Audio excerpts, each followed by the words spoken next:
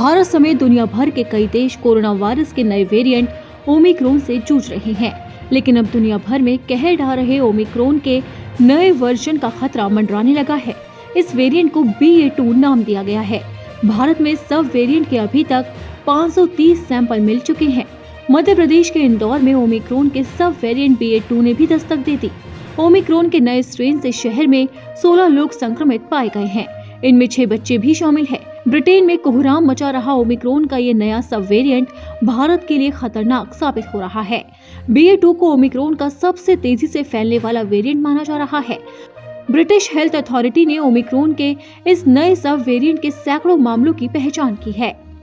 लगभग 40 देशों में ओमिक्रॉन के नए सब वेरिएंट का पता चला है। डेनमार्क में BA.2 के सबसे अधिक मामले सामने आए।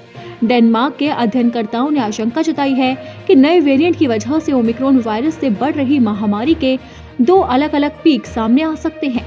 कहा यह भी जा रहा है कि ओमिक्रॉन का सब वेरिएंट BA.2 फ्रांस और डेनमार्क के बाहर पूरे यूरोप और उत्तरी अमेरिका में महामारी और बढ़ा सकता है।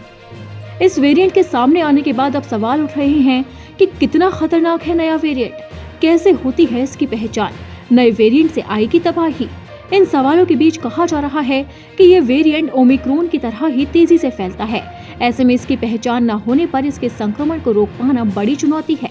चिंता की बात यह है कि ये वेरिएंट अब टेस्ट किट की पकड़ में भी नहीं आ रहा।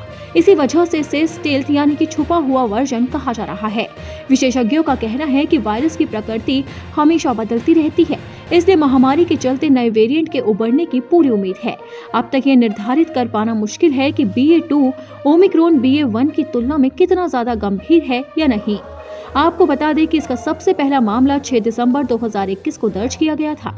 ब्रिटेन, स्वीडन और सिंगापुर में हर एक देश ने 100 से ज्यादा सैंपल जांच के लिए भेजे हैं। होल जीनोम सीक्वेंसिंग के जरिए ब्रिटेन में अब तक ओमिक्रॉन के BA.2 वेरिएंट के 426 मामलों की पुष्टि हुई। इसके बाद स्वीडन में 181 और सिंगापुर में 127 मामले सामने आए। ओमिक्रॉन के इस सब वेरिएंट के बीच देश में कोरोना वायरस के आंकड़े भी परेशानी का सबब बने हुए हैं। देश में बीते 24 घंटे में कोरोना वायरस के 3,06,000 मामले सामने आए। हालांकि रविवार की तुलना में करीब 27,000 कम है। इससे पहले रविवार को कोरोना वायरस के 3,03,000 केस सामने आए थे। इस दौरान 439 लोगों ने कोरोना वायरस की वजह से अपनी जान गंवा दी थी। वहीं पिछले 24 घंटे में 2,43,495 लोग कोरोना वायरस को मात देकर ठीक भी हुए। अब बात करें देश में कुल आंकड़ों की, तो स्वास्थ्य मंत्रालय के ताज़ा आंकड़ों के मुताबिक देश में अब तक मरने वालों की कुल संख्या 4,89,848 हो गई। वहीं एक्टिव केस की बात करें तो देश में सक्रिय मामलों की संख्या 22,39,335 है। देश में कोरोना से ठीक होने वाले मरीजों को देखें तो रिकवरी रेट अब तक 93.07% दर्ज किया गया। इन बीते 24 घंटे में कोरोना वायरस के जिस राज्य में सबसे ज्यादा मामले सामने आए हैं वो राज्य कर्नाटक है। कर्नाटक में 50,210 मामलों की पुष्टि हुई। वहीं इसके बाद केरल का नंबर आता है।